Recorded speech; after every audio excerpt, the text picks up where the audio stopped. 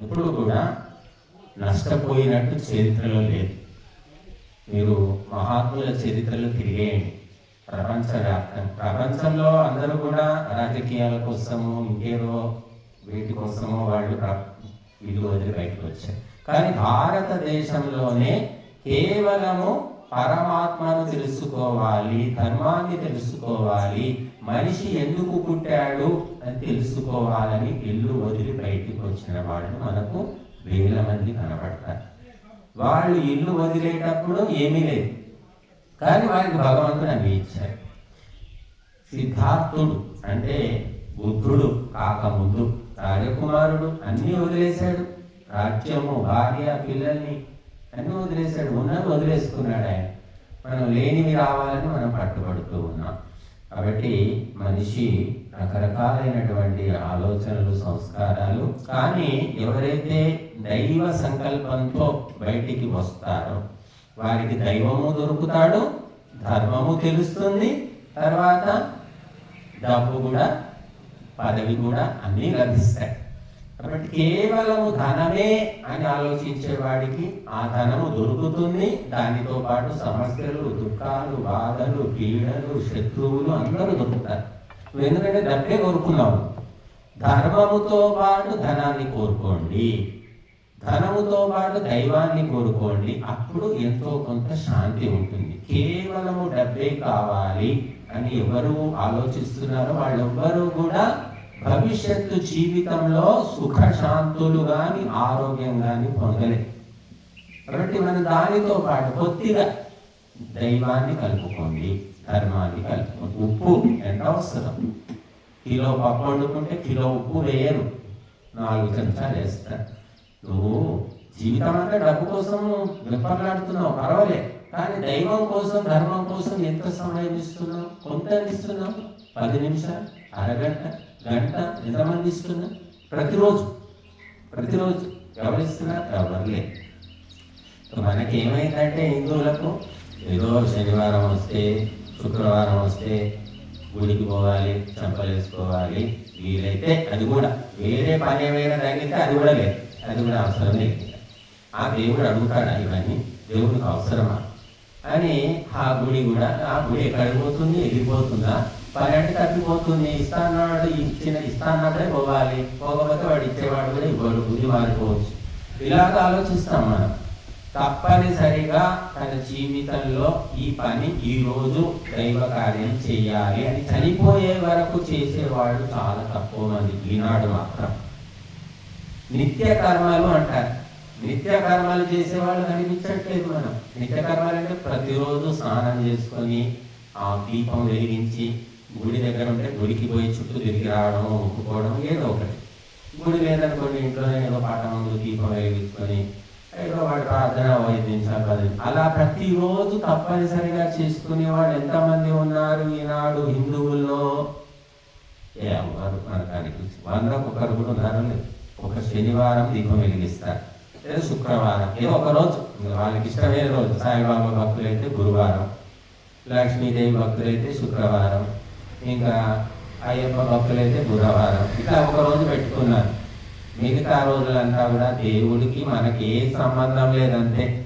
దేవుడు పుట్టించాడు, మనం సంపాదించుకోవాలి. చేతులు ఎందుకు ఇచ్చాడు? సంపాదించుకోవడానికి. కాళ్ళు ఎందుకు ఇచ్చాడు? తిరగడానికి. ఎవరు ఎందుకు ఇచ్చాడు? మాట్లాడడానికి. ఇంతే అని అనుకుంటున్నారు.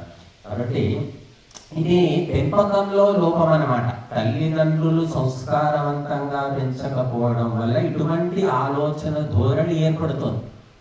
నేను చూస్తున్నాను, చాలా 99 మంది తల్లిదండ్రులు పిల్లలకు చిన్నప్పటి నుంచి ఏం నేర్పుతారంటే బాగా చదువుకోవాలని, బాగా చదువుకొని అమెరికా పోవాలి, ఆస్ట్రేలియా పోవాలి, డబ్బులు సంపాదించాలి, నువ్వు చాలా గొప్ప కలెక్టర్ కావాలి, డాక్టర్, ఇలా చెప్తూ వాడికి అంతే. ఇంకా అంతకు మించి నువ్వు ధర్మంగా ఉండాలి, నీతిగా ఉండాలి, నియమంగా ఉండాలి, తప్పుడు పనులు చేయొద్దు, లంచము తీసుకోవద్దు, ఒకరిని కష్టపెట్టొద్దు అని నీతి వాక్యాన్ని చెప్పే తల్లిదండ్రులు ఎవరైనా ఉన్నారా? ఉంటే నిజంగా వాళ్ళు దేవతలే. ఆ దేవతలకు దేవతే పుడతాడు మళ్ళీ.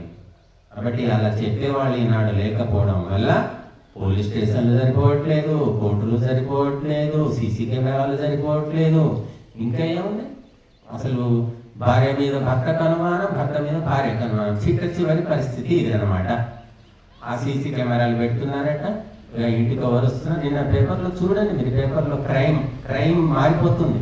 నేరాలు ఎలా చేయాలో కొత్త కొత్త ఆలోచనలు, కొత్త కొత్త తీరు. భర్త మీద అనుమానంతో భార్య కెమెరాలు పెట్టింది. ఎవరు వస్తున్నారు నేలేనప్పుడు, వచ్చారట, ఇద్దరు అమ్మాయిలు వచ్చారట, భర్త తీసుకొచ్చాడట, చూసింది అక్కడెక్కడో ఉంది, కనబడుతుందట.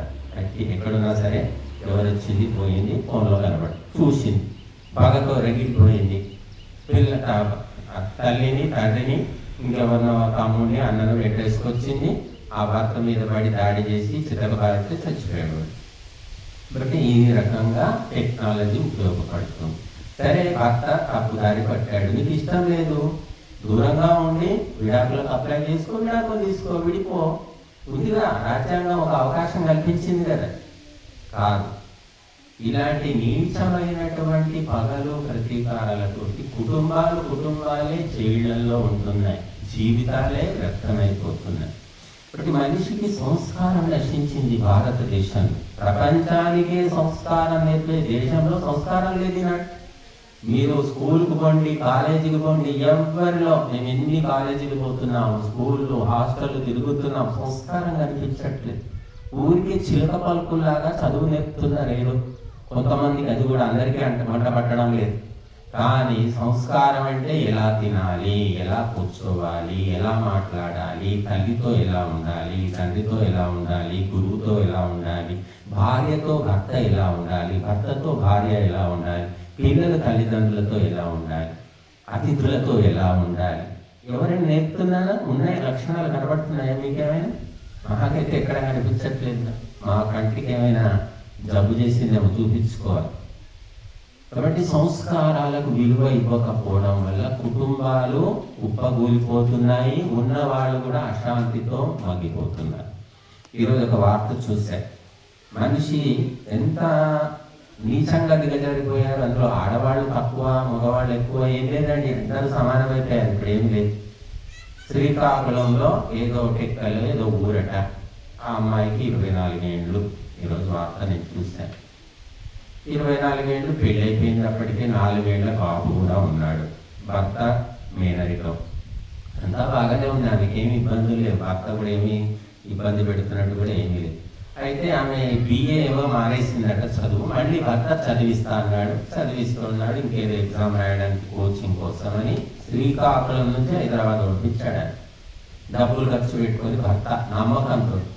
ఆమె వచ్చి చేసిన ఘనకార్యం ఏమిటి అంటే హైదరాబాద్ వచ్చింది, కోచింగ్ సెంటర్ పోతుంది, ఏదో హాస్టల్లో ఉన్నట్టుంది.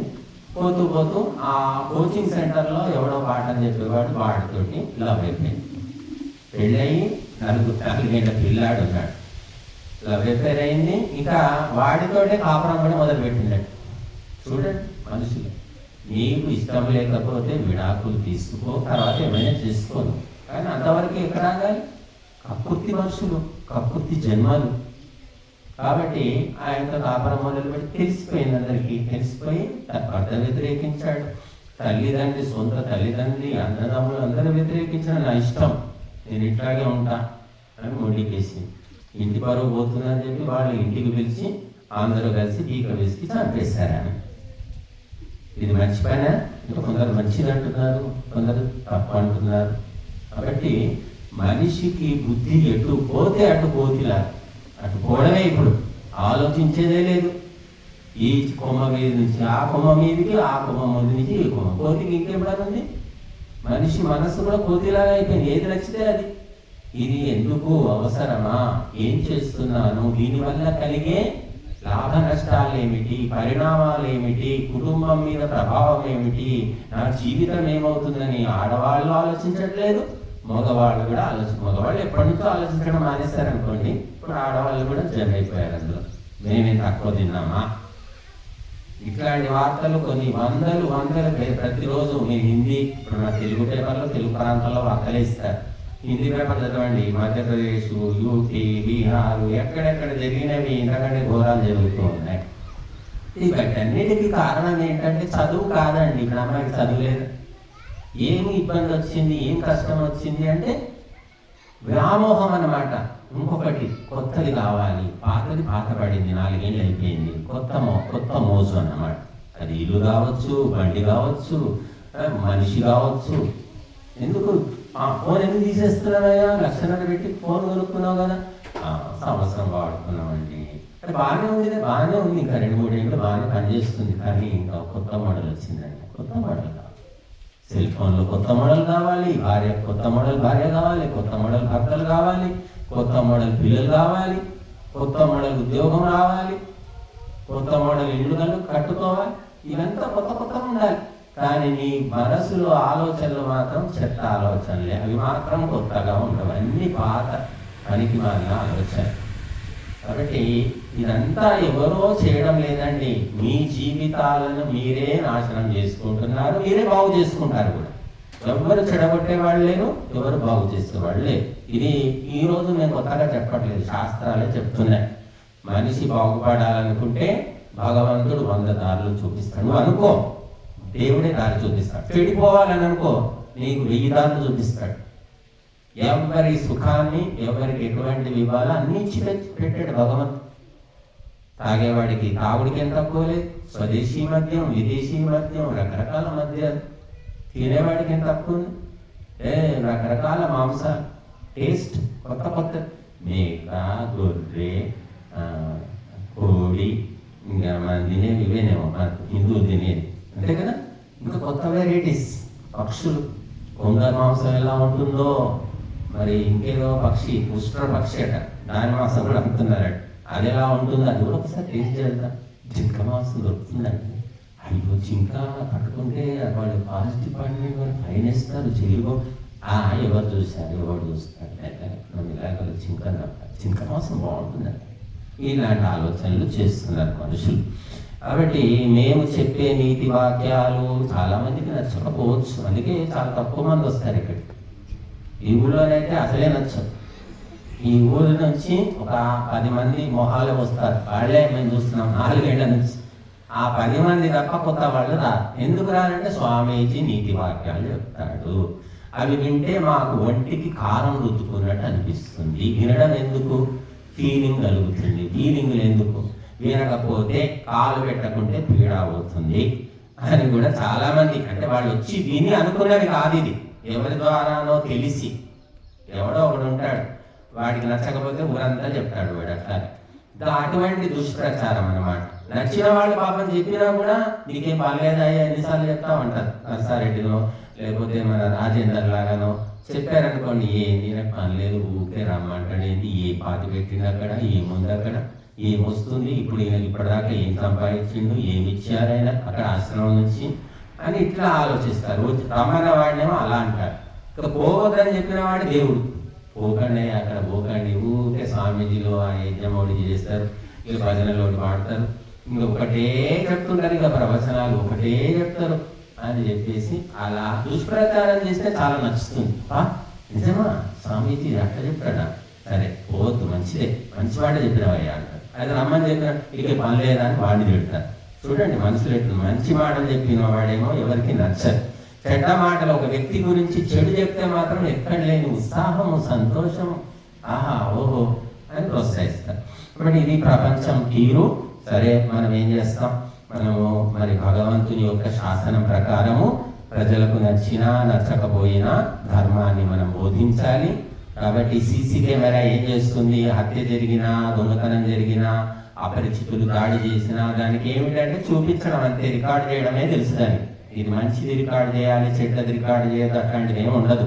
ఇలాగా మా పని ఏమిటంటే భగవంతుని యొక్క శాసనం ప్రకారము ధర్మాన్ని ప్రజలకు చెప్పడము.